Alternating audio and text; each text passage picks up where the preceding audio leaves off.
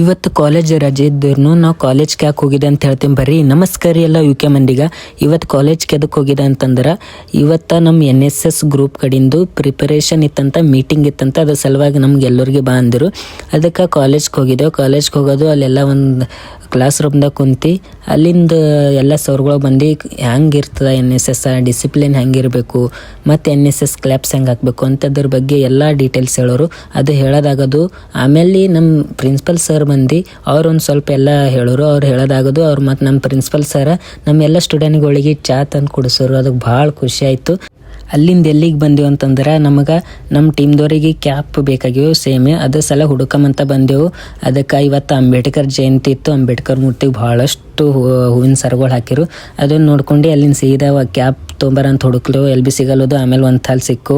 ಆಮೇಲೆ ಅಲ್ಲಿಂದ ತೊಗೊಂಡು ಸೀದಾ ಎಲ್ಲಿಗೆ ಬಂದೆವು ಅಂತಂದ್ರೆ ಮನೆಗೆ ಬಂದೆವು. ಬಂದು ಒಂದು ಸ್ವಲ್ಪ ರೆಸ್ಟ್ ಮಾಡಿ ನಮ್ಮ ಮಮ್ಮಿಯವ್ರಿಗೆ ಆಫೀಸ್ ಕಡೆಯಿಂದ ಟೂರ್ ಕರ್ಕೊಂಡು ನಡೆದಿರು. ಅದಕ್ಕೆ ನಮ್ಮ ಮಮ್ಮಿಯವ್ರ ಬ್ಯಾಗ್ ಹಿಡ್ಕೊಂಡು ಒಯ್ದು ಅವ್ರಿಗೆ ಬಿಟ್ಟು ಬಸ್ಸಿಗೆ ಕೂಡಿಸಿ ಹಾಗೆ ಮಮ್ಮಿಗೆ ಹ್ಯಾಪಿ ಜರ್ನಿ. ಅಲ್ಲಿಂದ ಸೀದಾ ಎಲ್ಲಿಗೆ ಬಂದಂದ್ರೆ ಅಲ್ಲಿ ಆದಾಗ ನಮ್ಮ ಅವಿನಾಶ್ ಅಣ್ಣ ಸಿಕ್ಕೋನು. ಅವಿನಾಶ್ ಅಣ್ಣಗೆ ಮಾತಾಡಿ ಅವಿನಾಶ್ ಅಣ್ಣಗೆ ಬಾಯ್ ಹೇಳಿ ಅಲ್ಲಿಂದ ಸೀದಾ ಮನೆಗೆ ಬಂದ. ಇವತ್ತಿನ ಬ್ಲಾಗ್ ಇಷ್ಟೇ ಇರ್ತದ.